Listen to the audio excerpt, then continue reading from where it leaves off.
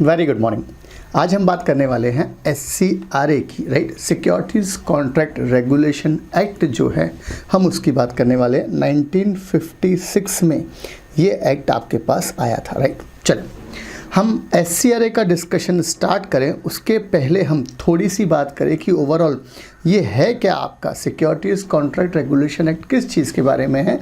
तो सबसे पहली बात तो इस एक्ट के थ्रू हम इंडिया में जो भी स्टॉक एक्सचेंज हैं, चाहे वो नेशनल वाइड स्टॉक एक्सचेंज हो, BSE NSE, या हर स्टेट का रीजन वाइज स्टॉक एक्सचेंज हो, उनको हम कंट्रोल करते हैं, उनको हम रेगुलेट करते हैं, उनको हम रजिस्टर करते हैं, उनको हम रिकग्निशन प्रोवाइड करते हैं। ये सारा काम जो है स्टॉक एक्सचेंज का, राइट, वो सारा का सारा स्टॉक SCRA एक्ट के थ्रू होता है, राइट।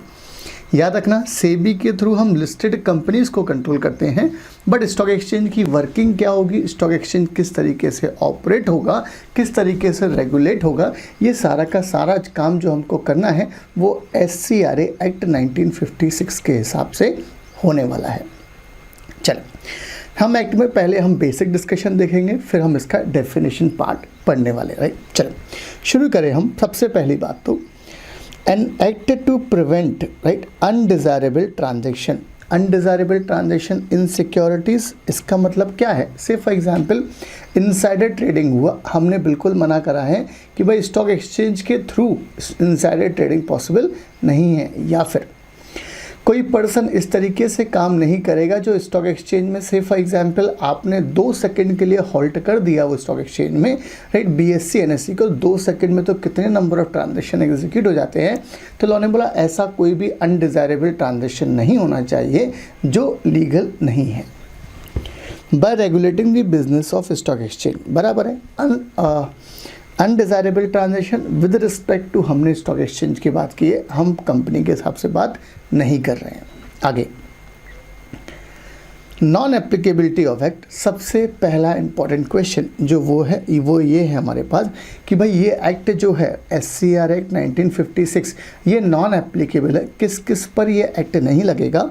तो लॉ ने बोला कोई भी काम अगर गवर्नमेंट ने किया है, सेक्शन नंबर कौन सा है, सेक्शन नंबर 28 है। ये सेक्शन नंबर आपको याद रखना पड़ेगा, एग्जाम में आएगा कि भाई SCRA को डिफाइन करें, साथ में बताएं किस किस पर नहीं लगेगा। तो ये सारे पॉइंट और जिक्र आएगा सेक्शन नंबर 28 का। तो इन्होंने बोला है सबसे पहला गवर्नमेंट पर नहीं लगेगा, रिजर्व बैंक ऑफ इंडिया पर यह एक्ट नहीं लगता है, लोकल अथॉरिटी पर भी एक्ट नहीं लगेगा, any corporation setup bye special law, right, कोई कॉरपोरेशन है जिसको इसके द्वारा स्पेसिफिक लॉ बनाया गया पार्लियामेंट में, उस पर भी ये एक्ट नहीं लगता। 4 पॉइंट देखिए, पहला कौन सा है, government, second RBI, third local authority, and fourth point है any corporation established by special law. तो लॉ ने बोला उस पर भी ये SCRA वाला एक्ट नहीं लगने वाला है। आगे पॉइंट बोल रहा है any person who has affected any transaction with or through the agency of any such authority, any such authority मतलब ये चारों के द्वारा, मतलब कोई पर्सन ने इन चारों के बिहाफ पर अगर कोई काम किया है, कौन कौन के बिहाफ पर, गवर्नमेंट, RBI, लोकल अथॉरिटी या any corporation established by special law, तो लॉ ने बोला वो पर्सन पर भी एक्ट नहीं लगेगा। Any convertible bond, share warrant और एनी ऑप्शन और right in relation thereto, उस पर भी एक्ट नहीं लगता है। मतलब कोई भी कंपनी ने कन्वर्टेबल बॉन्ड इश्यू करा है, शेयर वारंट दिया है, उस पर भी एक्ट नहीं लगेगा। Any class of contract in respect of which an exemption notification has been issued by the central government, या कि क्लास ऑफ पर्टिकुलर कॉन्ट्रैक्ट को गवर्नमेंट ने एग्जम्प्ट कर दिया तो वो भी एग्जम्प्ट रहेगा, उस पर भी एक्ट नहीं लगने वाला है।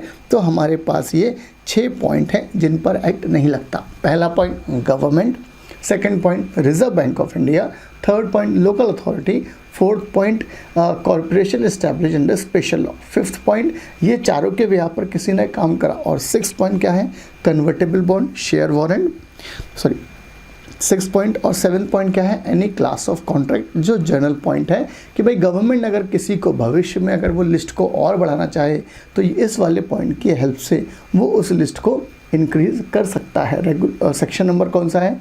28 है, राइट। आगे एक्सटेंट पूरे के पूरे इंडिया पे लगता है, होल ऑफ इंडिया।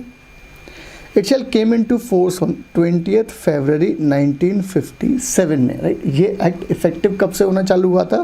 तो उन्होंने बोला 20 फरवरी 1957 से ये एक्ट इफेक्टिव होना चालू हुआ था।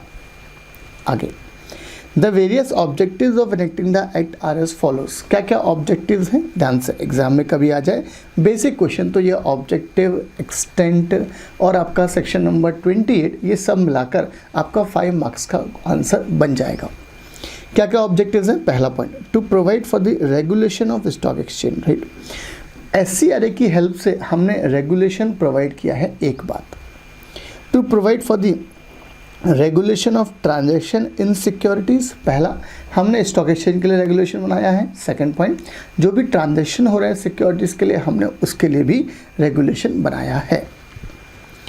To prevent undesirable speculation in securities, third point की बात करें, सब ये तो बोल रहा है अनडिज़ायरेबल स्पेकुलेशन, ऐसा कुछ नहीं है।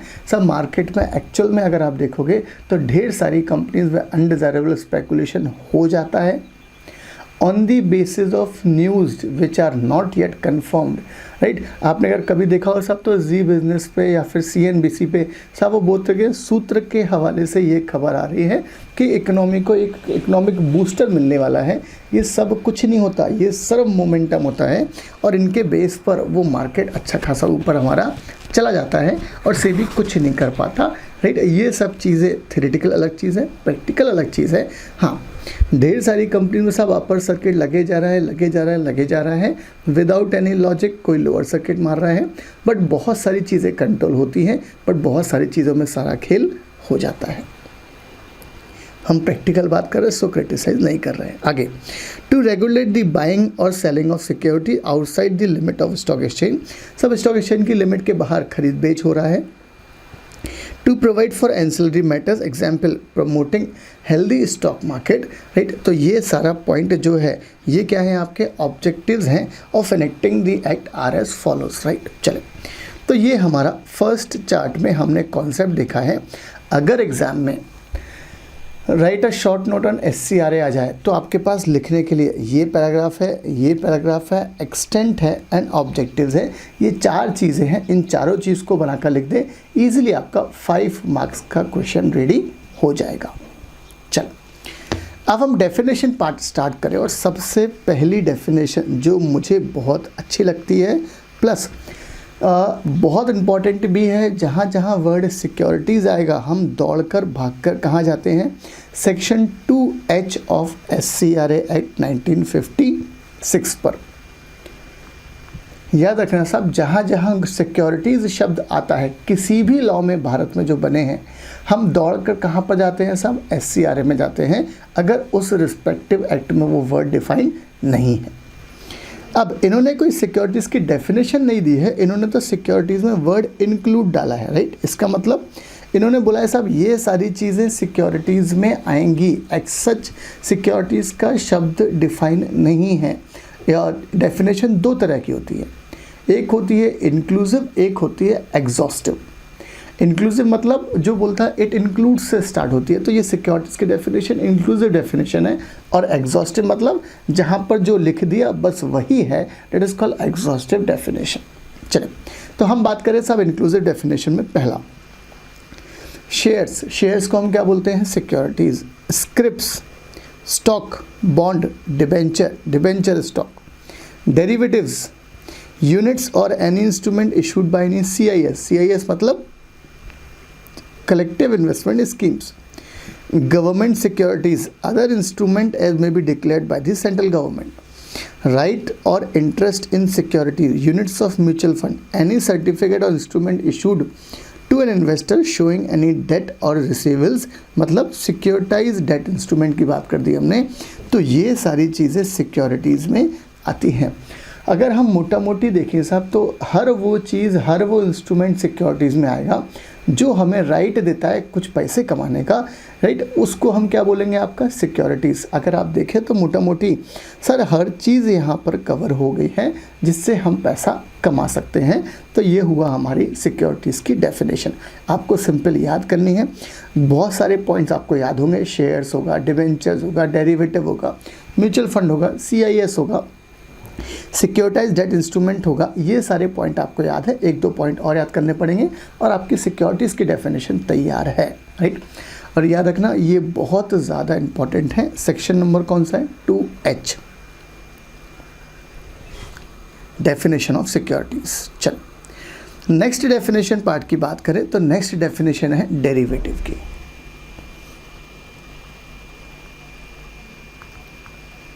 सेक्शन नंबर 2AC है जो बात करता है डेरिवेटिव्स की, राइट। हम यहाँ पर चलें उसके पहले हम बात करें साहब डेरिवेटिव होता क्या है। तो डेरिवेटिव मतलब से फॉर एग्जाम्पल, सिंपल शब्दों में अगर मैं बोलूँ, से फॉर एग्जाम्पल मिल्क है और कर्ड है, दही,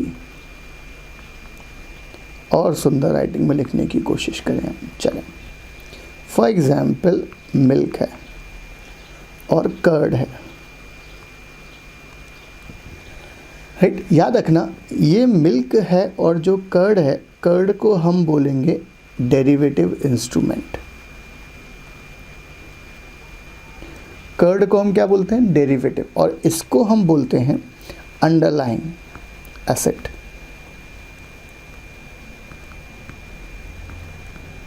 अब आप बोलोगे सर ये क्या लैंग्वेज बोल रहे हैं, मिल्क को तो हम दूध बोलते हैं साहब, कर्ड को हम दही बोलते हैं ना।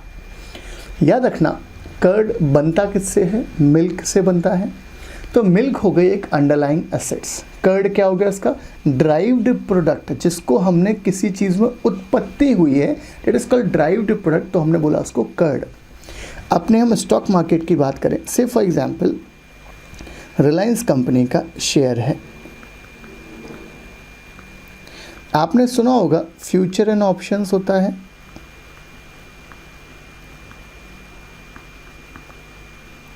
अरे भाई फ्यूचर एंड ऑप्शंस मतलब वो कॉल और पुट की आपने जिक्र सुना होगा। और फ्यूचर्स होते हैं कि हम एक लॉट परचेज करते हैं, फिक्स लॉट है, बहुत ध्यान से। ये है आपकी अंडरलाइंग एसेट्स और ये है आपका डेरिवेटिव। क्यों? क्योंकि कॉल और पुट हम जो बात करें, से फॉर एग्जांपल साहब रिलायंस कंपनी है और रिलायंस कंपनी के अलग अलग स्ट्राइक प्राइस के ये सारी टर्म्स हैं, राइट। स्ट्राइक प्राइस के कॉल एंड पुट होंगे, राइट। तो ये कॉन्सेप्ट क्या है, ये हुआ मतलब फ्यूचर की प्राइस में चेंज कब होगा, जब ये स्पॉट, हम इसको बोलते हैं स्पॉट प्राइस या कैश स्टॉक। अरे भाई दही कितना अच्छा जमेगा डिपेंड करेगा कि जो मिल्क है वो कितना अच्छा है। अगर मिल्क अच्छा नहीं है तो दही अच्छा नहीं जमेगा, राइट। और मिल्क बहुत अच्छा है तो दही बहुत शानदार जमेगा। वैसा ही कंसेप्ट है कि रिलायंस कंपनी का फ्यूचर का प्राइस ऊपर या नीचे होगा, डिपेंड करेगा रिलायंस का कैश स्टॉक क्या चल रहा है, रिलायंस का स्पॉट क्या चल रहा है, राइट। रिलायंस कंपनी के कॉल एंड पुट, कॉल की बात करूं, कॉल हम कब लेते हैं, जब हमको लगता है कि रिलायंस का शेयर ऊपर जाएगा तो हम कॉल लेंगे उसका, और जब हमको लगेगा नीचे गिरेगा तो हम क्या लेने वाले हैं, उसका पुट। तो रिलायंस कंपनी का कॉल ऊपर कब जाएगा, जब उसका स्पॉट ऊपर जाएगा, और रिलायंस कंपनी का पुट ऊपर कब जाएगा, जब उसका स्पॉट नीचे जाएगा। तो ये सब डिपेंड करता है किस पर, अंडरलाइंग एसेट्स पर। तो रिलायंस का स्पॉट प्राइस जो स्टॉक है वो हुआ अंडरलाइंग एसेट्स, और जो उसका फ्यूचर हुआ या उसका ऑप्शंस हुए वो क्या हुए, उसके डेरिवेटिव इंस्ट्रूमेंट। बहुत ध्यान से चलें, अब हम पढ़े क्या होता है। डेफिनेशन इंक्लूसिव है, बहुत ध्यान से। A security derived from a debt instrument, share, loan, whether secured or unsecured। अगर ये शेयर लोन की बात है, अगर आपने कहीं पढ़ा हो सिक्योरिटाइज डेट इंस्ट्रूमेंट, वो लोन के अमाउंट को हम कन्वर्ट कर देते हैं सिक्योरिटीज़ में, पब्लिक को इशू कर देंगे, फिर पब्लिक उससे पैसा देगा, अकॉर्डिंगली वो इस तरीके से फाइनेंशियल अरेंजमेंट है एक, वो भी क्या हुआ आपका derivative instrument. Any contract which drive its value from the price or price index price of underlying securities, इसको भी हम क्या बोलते हैं, डेरिवेटिव। कमोडिटी डेरिवेटिव्स, राइट, ये भी अलाउड है। Such other instrument as may be declared by the central government to be derivative, इन सबको हमने डेरिवेटिव की क्राइटेरिया में है। और सेक्शन नंबर कौन सा है, ये AC। आगे एक और डेफिनेशन है जो है spot delivery contract, section number 2I है। नाम से लग रहा है स्पॉट मतलब अभी के अभी, तो इन्होंने बोला spot delivery contract means a contract which provide for 1 point 2 point. पहला, एक्चुअल डिलीवरी ऑफ सिक्योरिटीज़, आपने एक्चुअली में सिक्योरिटीज़ डिलीवर की है, and the payment of a price thereof for either on the same day as the date of the contract और on the next day. मतलब सामने वाले ने आपको सिक्योरिटीज़ दी है तो आप पेमेंट कब करोगे, सेम डे या नेक्स्ट डे, मैक्सिमम इससे ज़्यादा डिले नहीं होगा। तो ऐसे कॉन्ट्रैक्ट को हम क्या बोलते हैं, spot delivery contract. The actual period taken for the dispatch of securities or remittance of money, dispatch of securities या पैसा आने में या सिक्योरिटीज़ जाने में जो एक्चुअल पीरियड लगा है उस टाइम पीरियड को हम एक्सक्लूड कर देते हैं। Shall be excluded if the parties to the contract do not reside in the same town and locality, तो उसको हम क्या बोलेंगे साहब, spot delivery contract. Spot delivery contract क्या बोल रहा है, means a contract which provide for, आपने सामने वाले को सिक्योरिटी दी और सामने वाला आपको पैसे देगा, चाहे आज के अभी दे चाहे कल दे, इसको हमने क्या बोला, स्पॉट डिलीवरी कॉन्ट्रैक्ट। एक बात, सिक्योरिटीज़ डिलीवर करने में या पैसा आने में, क्योंकि दोनों पार्टी एक ही जगह नहीं रहती हैं, तो वो जो वक्त लगा उसको हम यहाँ से एक्सक्लूड कर देंगे। Second point, transfer of securities by the depository from the account of beneficial owner to the account of another beneficial owner when such securities are dealt with a depository। एक शेयर होल्डर के demat account से हमने कोई share दूसरे demat account में transfer किए हैं order पे, कंपनी के ऑर्डर पे या शेयर होल्डर के ऑर्डर पे, तो लॉ ने बोला इसको भी हमने स्पॉट डिलीवरी कॉन्ट्रैक्ट माना है। चले एक और definition, specific delivery contract. Specific delivery contract section 2HA में है, राइट, बहुत ध्यान से।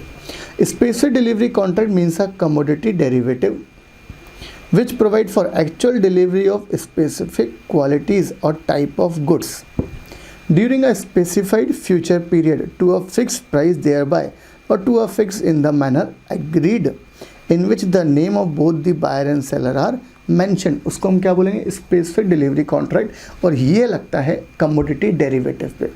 से फॉर एग्जांपल मैंने बोला कि भाई जो भी आपने जो अभी वीट का आपने जो अभी बोया था और जो अभी वीट आपने किसान ने वीट ITC कंपनी ने से फॉर एग्जांपल कोई कॉन्ट्रैक्ट करा किसान से कि भैया तूने जो अभी अपने जो खेत में तूने जो वीट को उगाया है, अब ये हम तू काटेगा कब इसको, से फॉर एग्जांपल अप्रैल में कट जाता है, तो जनवरी में वो कॉन्ट्रैक्ट कर लेगा अप्रैल के लिए कि भाई इस प्राइस पर आप हमें, जनवरी में प्राइस डिसाइड हो जाएगी, डिलीवरी कब होगी इसकी, अप्रैल में। इसको हम क्या बोलेंगे, specific delivery contract.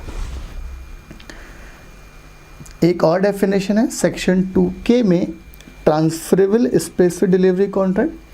Transferable specific delivery contract means a specific delivery contract which is not a non transferable, right, जो नॉन ट्रांसफरेबल डिलीवरी कॉन्ट्रैक्ट नहीं है, and which is subject to such condition relating to transferability as the central government may by notification in the official gazette specify.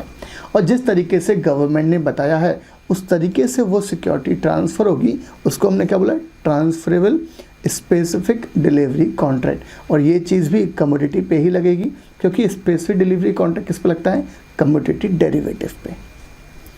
Non-transferable specific delivery contract section 2CA means a specific delivery contract, the rights and liabilities under which or under any delivery order, railway receipt, bill of lading, warehouse receipt, any other document of title relating to the are not transferable। सब ये चीज़ें transferable नहीं होती हैं, right. आपको पहले delivery लो फिर आप इसको ट्रांसफ़र करो, वो अलाउड है, राइट। चले कौन कौन सी डेफिनेशन पार्ट अभी तक हमने देखा है, हमने देखी सबसे इंपॉर्टेंट डेफिनेशन सेक्शन 2H में सिक्योरिटीज़ की। 2AC में डेरिवेटिव की, 2I में स्पॉट डिलीवरी कॉन्ट्रैक्ट की। अच्छा, स्पॉट डिलीवरी कॉन्ट्रैक्ट को हम I याद रखने के लिए हम बोल सकते हैं इंस्टेंट। अरे भाई, स्पॉट डिलीवरी में अभी के अभी होगा तो I stands for instant. Specific delivery contract HA, right, section number 2HA commodity derivative पे है। ट्रांसफरेबल स्पेसिफिक 2K में है और 2CA में नॉन ट्रांसफरेबल। आगे, government securities means a security created और इशूड किसके द्वारा? By the central government, state government for the purpose of raising a public loan. Government public loan raise करने के लिए जो सिक्योरिटीज़ इशू करती है उसको हम क्या बोलते हैं? Government securities. और वो कहाँ डिफाइंड है? सेक्शन 2B में। वेदर बिफोर और after the commencement of this act, government securities are low risk security, it acknowledges the government debt obligation. Low risk securities है और ये एक्नॉलेज करता है सब गवर्नमेंट डेट का। For example saving bonds, national NSC, oil field, fertiliser bond वगैरह, ये सब गवर्नमेंट इशू करती थी पब्लिक से पैसा रेज करने के लिए। आगे, कमोडिटी डेरिवेटिव सेक्शन नंबर कौन सा है? 2BC है। Means a contract for the delivery of such goods as may be notified by the central government the official gazette which is not ready delivery contract. बहुत ध्यान से, उसको हम क्या बोलेंगे सब? Commodity derivative. और for differences which drive its value from the price or indices of prices of goods and services rights interest as notified by central government in consultation with the board। इसको हमने क्या बोला है? Commodity derivative. Ready delivery contract section number कौन सा है? 2EA है। Means a contract which provide for the delivery of goods या फिर payment of a price, right. आप गुड्स की डिलीवरी कर रहे हैं, पेमेंट ऑफ अ प्राइस कर रहे हैं, इधर इमिडिएटली हाथों हाथ दे रहे हैं या फिर with in such period not exceeding 11 days, मतलब मैक्सिमम 11 दिन से पीछे, इससे ज़्यादा पीछे नहीं जाना है। उसको हम क्या बोलेंगे? Ready delivery contract. ये देखो यहाँ पर डेफिनेशन में था। आगे चलें। After the date of contract, मतलब सीधी बात है, आपने गुड्स दिया, पैसा लिया और हाथों हाथ लिया पैसा, या मैक्सिमम 11 दिन से ज़्यादा का डिले नहीं होगा, ऐसा कॉन्ट्रैक्ट जो करा गया है कॉन्ट्रैक्ट की डेट से, उसको हमने क्या बोला? Ready delivery contract. इस कॉन्ट्रैक्ट को हम कैश या स्पॉट कॉन्ट्रैक्ट भी बोलते हैं। Provided that where any such contract is perform either wholly or in part by realization of any sum of money being the difference between the contract rate and the settlement rate, clearing rate, the rate of offsetting contract, or by any other means whatsoever as a result of actual tendering of goods covered by the contract or payment of full price is dispensed with, ऐसे contract को हम ready delivery contract नहीं कहते हैं। ध्यान से, for example आपने आज कॉन्ट्रैक्ट कर लिया जनवरी में कि भाई हम आपसे वीट परचेज़ करेंगे, और अप्रैल में लेकर आपने कोई परचेज़ नहीं करा, जो आपका भाव था जनवरी में, फॉर एग्जांपल आपने बोला हम 2000 रुपये क्विंटल के हिसाब से भाव आपसे परचेज़ करेंगे, तब भाव हो गया साहब 2200 रुपये, तो आपने बोला 2 रुपये तो हम 200 रुपये हमको तू प्रॉफिट दे दे, तो लॉ ने बोला इसको हमने रेडी डिलीवरी कॉन्ट्रैक्ट में क्लासीफाई नहीं किया है, क्योंकि यहाँ पर कोई एक्चुअल डिलीवरी नहीं हो रही है, यहाँ पर तो हम प्रॉफिट कमा रहे हैं, राइट। लॉ ने बोला ऐसा काम नहीं, इस ऐसे काम को हम रेडी डिलीवरी कॉन्ट्रैक्ट की डेफिनेशन में क्लासीफाई नहीं करेंगे, राइट। तो ये चीज़ हमारे पास क्या हुई? आपकी डेफिनेशन पार्ट जो हमने यहाँ पर बात की है, राइट। चलिए नेक्स्ट कॉन्सेप्ट है हमारे सामने, वो बात करता है corporatisation and demutualisation of stock exchange. ये कॉन्सेप्ट बहुत इंपॉर्टेंट है, राइट। कंसेप्ट हुआ क्या था बेसिकली, पहले हम वो बात करें। ऑन 30th, अरे पेन नहीं चल रहा यार,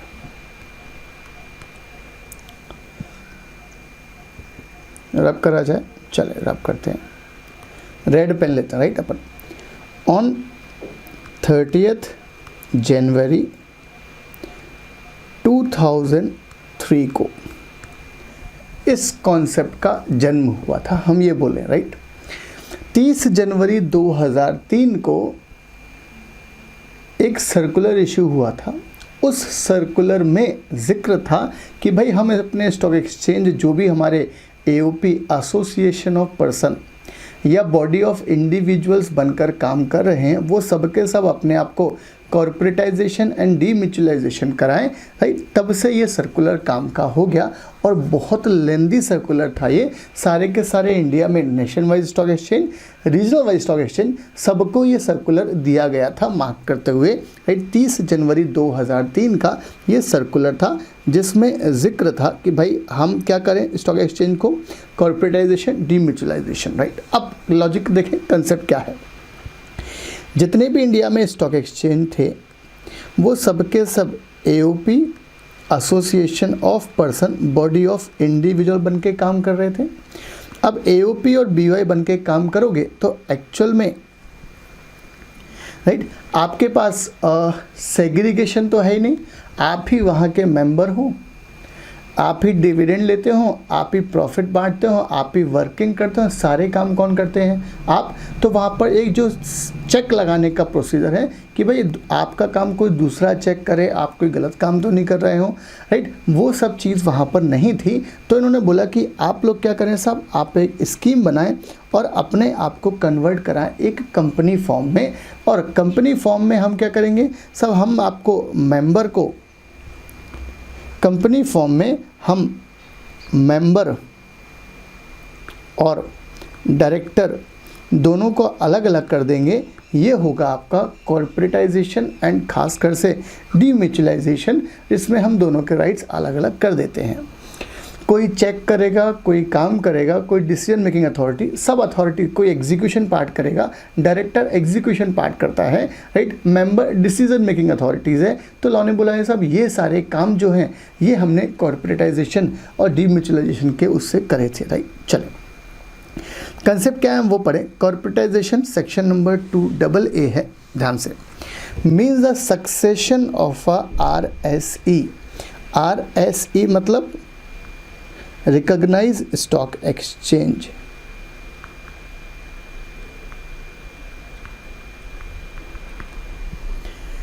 being a body of individual, आप कैसे काम कर रहे थे यार, बॉडी ऑफ इंडिविजुअल बना के काम कर रहे थे। यह society registered under the society registration act by another stock exchange, जो कंपनी के फॉर्म में काम कर रहा है।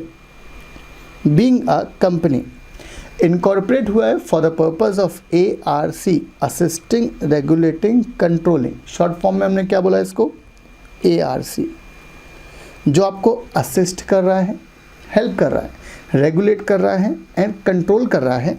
किस चीज़ को, the business of buying, selling, dealing in securities carried on by such individual या सोसाइटी। तो कॉर्पोरेटाइजेशन क्या बोल रहा है कि भाई आप पहले कैसे काम कर रहे थे AOP BOI बनकर, आप वो ख़त्म कर दें, उसको आप ट्रांसफ़र कर दें एक दूसरी कंपनी के फॉर्म में जो ये काम कर रहा है स्टॉक मार्केट में शेयर खरीदने बेचने वाला। इसको हमने बोला है कॉर्पोरेटाइजेशन। डीम्यूचुअलाइजेशन मीन्स सेग्रीगेशन, सेग्रीगेशन मतलब अलग अलग, of ownership and management. Management संभालते हैं डायरेक्टर, ओनरशिप संभालते हैं share holder. From the leading rights of the members of RSE, scheme approved by the SEBI. Right, जो स्कीम किसने अप्रूव करी है, सेबी ने, उसके हिसाब से आपको करना है।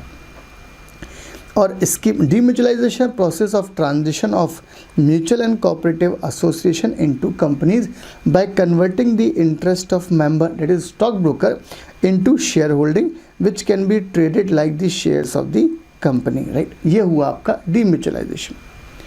स्कीम की बात है सेक्शन 2GA में है। मीन्स आपको एक स्कीम बनानी है, किस पर्पज़ के लिए, for the purpose of corporatisation demutualisation, मतलब C&D के लिए of RSE, which may provide for issue of shares for lawful consideration. ये आपको देना है कि भाई आपको शेयर्स मिले उसमें लॉफुल कंसिडरेशन होना चाहिए।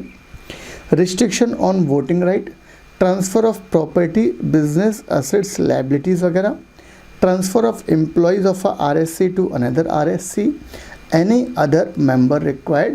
Right, any other matter required, ये वाली चीज़ भी यहाँ पर होगी। राइट। ये हुआ आपकी स्कीम की डेफिनेशन कि भाई स्कीम बनानी है जिसमें आपको लिखना पड़ेगा कि भाई शेयर्स के बदले में लॉफुल कंसिडरेशन होगा, वोटिंग राइट पे रिस्ट्रिक्शंस होगी, ट्रांसफ़र करने पड़ेंगे एसेट्स लाइबिलिटीज़ वगैरह, और एम्प्लॉयज़ एक स्टॉक एक्सचेंज से दूसरे स्टॉक एक्सचेंज में। आगे प्रोसीजर कैसा होगा डीम्यूचुअलाइजेशन एंड कॉर्पोरेटाइजेशन का, हम वो बात करें। सबसे पहली बात तो इम्पॉर्टेंट है, एवरी RSE मतलब recognise stock exchange shall be CND मतलब कॉर्पोरेटाइजेशन डी में आपको एग्जाम में ये CND नहीं लिखना, आपको एग्जाम में RSE नहीं लिखना, फुल फॉर्म लिखना पड़ेगा। Before the appointed date SEBI may specify another appointed date in respect of RSE may be appointed for different stock exchange.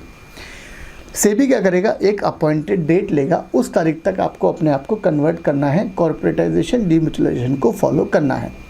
However SEBI अलग अलग स्टॉक एक्सचेंज के लिए अलग अलग अपॉइंटेड डेट नोटिफाई कर सकता है। प्रोसीजर, हर रिकॉग्नाइज्ड स्टॉक एक्सचेंज को सबमिट करनी पड़ेगी एक स्कीम कॉर्पोरेटाइजेशन डीम्यूचुअलाइजेशन कि आप इसको इस ट्रांसफ़र प्रोसेस को किस तरीके से एग्जीक्यूट करेंगे।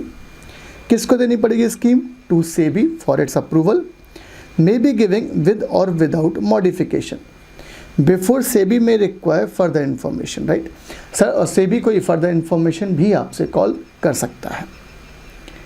अच्छा, जब आप इसको कॉर्पोरेटाइजेशन डीम्यूचुअलाइजेशन करोगे तो सेबी कोई ना कोई रिस्ट्रिक्शन लगाएगा। The voting rights of the share holder who are also stock broker, बराबर है, सब स्टॉक ब्रोकर के जो स्टॉक ब्रोकर है उसको वोटिंग राइट नहीं मिलेगा, ये रिस्ट्रिक्शन लगा देंगे। स्टॉक ब्रोकर मतलब आप जो अपने डीमैट अकाउंट वाला काम करोगे और मेंबर अलग होगा। फिर the rights of share holder or a stock broker of the recognised stock exchange to appoint representative on the governing body, याद रखना वो किससे ज़्यादा नहीं होंगे, शैल नॉट एक्सीड 1/4, दिख रहा नहीं है शायद आपको, 1/4 of the total strength of the governing body. सब ये पर्सन जो है ब्रोकर हैं, ये कितने बंदे अपने अपॉइंट कर पाएंगे गवर्निंग बॉडी में, 1/4, इससे ज़्यादा 25% ज़्यादा अपॉइंट नहीं कर सकते। Conditions of approval, every RSE in respect of which scheme has been approved by SEBI, at least 51% of the equity share capital is held by public. Every RSE shall be with provision, आपको 12 महीने में ये provision का compliance करना है on the publication of SEBI order. आपको अगर additional time हुआ तो सेबी आपको 12 महीने और दे देगा। पब्लिकेशन ऑफ स्कीम, सिर्फ जब सेबी ने अप्रूव कर दिया तो पब्लिकेशन करना है ऑफिशियल गैजेट में। The scheme shall become effective and publish in 2 daily newspaper. हम रिजेक्ट कर देंगे स्कीम को अगर वो ट्रेड के अगेंस्ट में हुआ, इंटरेस्ट ऑफ ट्रेड, और इसका रिजेक्शन की हम पब्लिश कर देंगे ऑफिशियल गज़ेट में कि भाई ये फलाने ने जो स्कीम बनाई थी उसको हमने रिजेक्ट कर दिया है, फिर से नई स्कीम बनाएगा और हम फिर बात करने वाले हैं। तो ये हमारा कौन सा कंसेप्ट हुआ यार, कॉर्पोरेटाइजेशन एंड डीम्यूचुअलाइजेशन का, कि हर स्टॉक एक्सचेंज के लिए एक डेट फिक्स कर देंगे, उस डेट तक आपको अपने आप को कन्वर्ट करना है। SEBI different date different stock exchange के लिए नोटिफाई कर सकता है। जो भी स्टॉक एक्सचेंज है RSE उनको एक स्कीम बनानी पड़ेगी, सेबी को देनी पड़ेगी। राइट, सेबी आपसे कोई फर्दर इन्फॉर्मेशन कॉल कर सकता है। उस स्कीम में रिस्ट्रिक्शंस रहने वाली, वोटिंग राइट स्टॉक ब्रोकर्स को नहीं मिलेगी। गवर्निंग बॉडी में स्टॉक ब्रोकर अपने बंदे कितने बिठा पाएंगे, मैक्सिमम 1/4। अप्रूवल सेबी देगा प्रोवाइडेड 51% इक्विटी कैपिटल पब्लिक के पास होना चाहिए। 12 मंथ में आपको ये कंप्लाई करना है और पब्लिकेशन स्कीम करना ऑफिशियल गज़ेट में। अप्रूव हो गई, रिजेक्ट हो गई तो भी पब्लिकेशन करना पड़ेगा। ये हमारा एक कंसेप्ट था कॉर्पोरेटाइजेशन एंड डीम्यूचुअलाइजेशन का। कॉर्पोरेटाइजेशन डीम्यूचुअलाइजेशन के बाद हमारा जो नेक्स्ट टॉपिक है उसका नाम है आपका recognition of stock exchange. Right, बहुत ध्यान से हम बात कर रहे हैं साहब, हम स्टॉक एक्सचेंज को रिकॉग्निशन देंगे और कौन देगा, वो सेंट्रल गवर्नमेंट देगा। बहुत ध्यान से, राइट। सेक्शन नंबर 3 में हम रिकॉग्निशन के लिए एप्लीकेशन लगाएंगे एंड सेक्शन नंबर 4 में हमको वहाँ से रिकॉग्निशन मिलने वाली है। तो सेक्शन नंबर 3 एंड 4 दोनों सेक्शन डील करते हैं किससे, recognition of stock exchange. Right, शुरू करें कंसेप्ट। लॉ ने क्या बोला है, application to the central government. अगर आपको रिकॉग्निशन चाहिए है इतने स्टॉक एक्सचेंज के लिए तो आपको किसको अप्लाई करना पड़ेगा, स्टॉक एक्सचेंज को। फॉर्म नंबर ए में अप्लाई करना पड़ेगा, any stock exchange which is desirous of being recognised. तो आप कौन से फॉर्म में अप्लाई करोगे, फॉर्म नंबर ए में, और आप एप्लीकेशन लगाओगे। फीस देनी है, बहुत भारी भरकम फीस है, सिर्फ 500 रुपये, राइट। मतलब अपन भी लगा सकते हैं कि भाई हमको भी 15-20 स्टॉक एक्सचेंज को आप रिकॉग्नाइज करना है हमको, राइट। आगे सेंट्रल गवर्नमेंट, आपको एप्लीकेशन लगानी है सेंट्रल गवर्नमेंट को, साथ में कितने रुपए देने हैं, 500 रुपये देने हैं as a application fees. Application के साथ में 4 कॉपीज ऑफ बायलॉज होंगी। बायलॉज मतलब काइंड ऑफ इंटरनल रूल्स कि भाई स्टॉक एक्सचेंज किस तरीके से चलेगा, कितने बजे खुलेगा, कितने बजे बंद होगा, internal rule, decision making power कैसे होगी। तो इंटरनल रूल्स जो होते हैं वो सारे के सारे कहाँ मेंशन होंगे, बायलॉज में, उसकी 4 copies. The bylaws shall contain matters relating to the regulation and control of contract, और जो भी हम कॉन्ट्रैक्ट करेंगे अपने क्लाइंट के बिहाफ पर वो किस तरीके से करना है वो भी बायलॉज में लिखा जाएगा। आगे चले, ये तो हो गई एप्लीकेशन लगाने की बात, जो जिसका जिक्र है सेक्शन नंबर 3 में। एंड सेक्शन नंबर 4 में grant of recognition to the stock exchange. Central government enquiry करेगा, कोई फर्दर इन्फॉर्मेशन रिक्वायर्ड है, फर्दर इन्फॉर्मेशन लेगा आपको रिकॉग्निशन देने के पहले। No application for the grant of recognition shall be refuse unless, जब तक कि आपने अपॉर्चुनिटी ऑफ बीइंग हर्ड नहीं दी है, और साथ में आपको रीजंस भी देने पड़ेंगे कि हम ये आपको रिकॉग्निशन क्यों नहीं दे रहे हैं। रिकॉग्निशन देंगे तो सब्जेक्ट टू फॉलोइंग कंडीशंस, क्या चेक करेगा वो, the qualification for the membership of stock exchange, सब स्टॉक एक्सचेंज की मेंबरशिप के लिए क्या क्वालिफिकेशन है वो चेक करेगा। किस तरीके से कॉन्ट्रैक्ट एग्जीक्यूट होंगे मेंबर्स के बीच में वो चेक करेगा वो। The appointment of representatives of the central government not exceeding 3 on the stock exchange, सब आपको कितने रिप्रेजेंटेटिव अपॉइंट होंगे, मैक्सिमम 3 होंगे। और maintenance of accounts of members and their audit, audit कौन करेगा उसका, सीए ऑडिट करेगा, right. No rules of recognised stock exchange shall be amended except with the approval of central government. हमको कोई भी रूल्स चेंज करना है, लॉ ने बोला किसकी अप्रूवल लो आप, सेंट्रल गवर्नमेंट की अप्रूवल लेना है। Every grant of recognition to a stock exchange shall be publish in the official gazette and also in the official gazette of the state in which principal office of the stock exchange is situated, right। जो भी आपने stock exchange को permission दी है उसको आपको official gazette में छापना है उस स्टेट के जहां पर मेरा स्टॉक एक्सचेंज सिचुएटेड है, राइट। आगे application for renewal of recognition, recognition desires of renewal of recognition may make an application to SEBI in form number कौन सा है, ए में। एक्सपायरी होने के, टाइम पीरियड एक्सपायर होने के 3 महीने पहले आपको लगाना पड़ेगा रिन्यूअल के लिए, और फीस कितनी देनी पड़ेगी, 200 रुपीज़ मात्र आपको फीस देनी पड़ेगी जब हम रिकॉग्निशन की को हम रिन्यूअल की बात करेंगे, राइट। नए लेने के लिए 500 रुपये, रिन्यूअल के लिए 200 रुपये में आपका काम बन जाएगा। तो ये सेक्शन नंबर कौन सा हमारे पास, section number 3 and section number 4 की हमने बात की है। चले, रिकॉग्निशन दी थी, अब हम बात करेंगे विड्रॉल ऑफ रिकॉग्निशन। तो सेक्शन नंबर 5 है, बहुत ध्यान से। सेक्शन नंबर 3 में एप्लीकेशन लगाएंगे, सेक्शन नंबर 4 में अप्रूवल मिलेगी, और सेक्शन नंबर 5 में हम उसको वापस ले लेंगे, कोई डिफॉल्ट के केस होंगे, ध्यान से। Withdrawal of recognition if such withdrawal is in the interest of trade और पब्लिक इंटरेस्ट, पब्लिक इंटरेस्ट या इंटरेस्ट ऑफ ट्रेड होगा तो उसको हम विड्रॉ कर लेंगे। The procedure for withdrawal of recognition under 5(1) is as follows. If central government is satisfied, किसको satisfy करना है, सेंट्रल गवर्नमेंट को, that it shall serve a written notice on the governing body of the stock exchange, form number C में, बहुत ध्यान से, form number C में आपको हम क्या देंगे, एक रिटन लेटर देंगे, एक रीजंस देंगे हम क्यों विड्रॉ कर रहे हैं। Central government opportunity of being heard भी देगा स्टॉक एक्सचेंज को। आफ्टर विड्रॉ नोटिफाई करना है ऑफिशियल गजेट में, एंड बट से फॉर एग्जाम्पल आपने विड्रॉ करा है 20 अप्रैल को, राइट। लॉ ने बोला है जो भी कॉन्ट्रैक्ट 18 अप्रैल को करे हैं, 20 अप्रैल के पहले करे हैं, उन पर ये विड्रॉल का कोई फर्क नहीं पड़ेगा, 20 तारीख के बाद कोई नया कॉन्ट्रैक्ट नहीं कर सकते। It shall not affect any contract entered into made or before the date of the notification, जब से वो नोटिफिकेशन ऑफिशियल गजट में दिया है गवर्नमेंट ने विड्रॉल का, तो लॉ ने बोला उसके पहले के जो भी कॉन्ट्रैक्ट हैं वो सारे के सारे वैलिड होंगे। लॉजिकल चीज़ है, ये हमेशा होता है। Withdrawal of recognition for failure to corporatisation and demutualisation, right. अगर आपने कॉर्पोरेटाइजेशन डीम्यूचुअलाइजेशन नहीं किया तो भी हम विड्रॉ कर लेंगे। ये कहाँ जिक्र है? सेक्शन 5(2) में। If a stock exchange fails to corporatize or demutualize, the recognition granted to you shall be withdrawn. Applicability of section 5(2), it shall apply where? पहला, a recognized stock exchange has not been corporatized demutualized, आप CND नहीं हुए, मतलब आपने अपने body of individual या AOP को stock exchange को कन्वर्ट नहीं कराया, किसमें? कॉर्पोरेटाइजेशन डीम्यूचुअलाइजेशन, जो हम प्रोसेस पढ़ चुके हैं। A recognized stock exchange fails to submit the scheme, आपको स्कीम सबमिट करनी थी, एक निश्चित डेट तक वो सबमिट नहीं करी तो विड्रॉ कर लेंगे।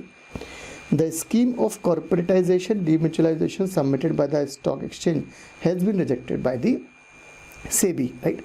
और इसके इफेक्ट क्या होंगे? इफेक्ट यही होने वाले हैं कि भाई हम ऑफिशियल गजट में पब्लिश करेंगे, जो भी कॉन्ट्रैक्ट आपने नोटिफिकेशन के पहले के हैं वो सब के सब वैलिड होंगे, वो इनवैलिड नहीं होंगे। ये हमारे पास सेक्शन नंबर कौन सा है यार? 5। सेक्शन नंबर 3 में क्या देखा है हमने? एप्लीकेशन लगाना। 4 में है ग्रांट, 5 में है विड्रॉल। जो जो सेक्शन हम याद करते जा रहे हैं वो आपको याद रखना है।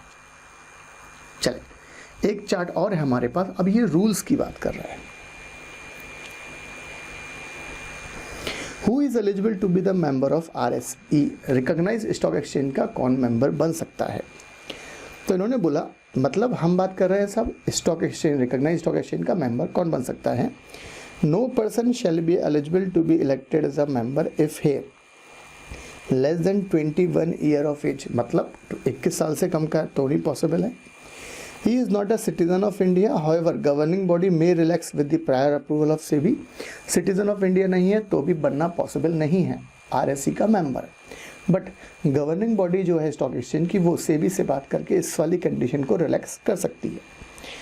He has been adjusted bankrupt and proved to be insolvent, तो नहीं बन पाएगा।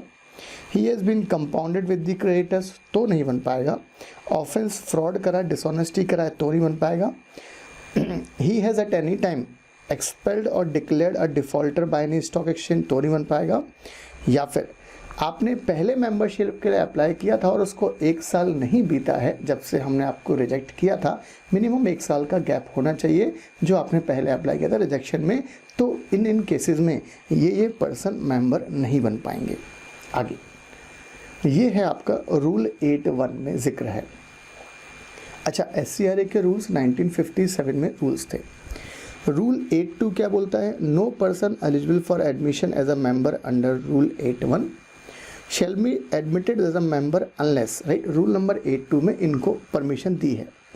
ही has worked for not less than 2 years as a partner with or authorise assistant, authorise clerk, remedies apprentice to a member, तो allowed है। और he agrees to work for a minimum period of 2 years as a partner, तो allowed है।